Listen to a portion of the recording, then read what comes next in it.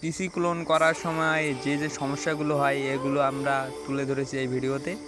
তো যারা যারা নতুন আছো তারা তারা এই ভিডিওটা কন্টিনিউ করবে আর আমাদের টেলিগ্রামে যোগদান দিয়ে দেবে। আমরা এই টেলিগ্রামে আইডি, ফেসবুকের যত আইডি আছে আমরা আইডি কিনি।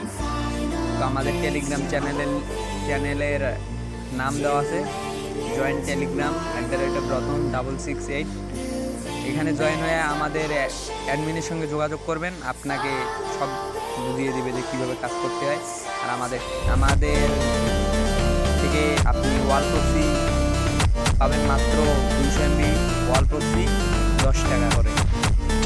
তো এগুলো সমস্যা হয়, আর যখন আপনি ওয়াল প্রক্সি ইউজ করবেন তখন আপনার এগুলো সমস্যা হবে না খুব একটা বেশি।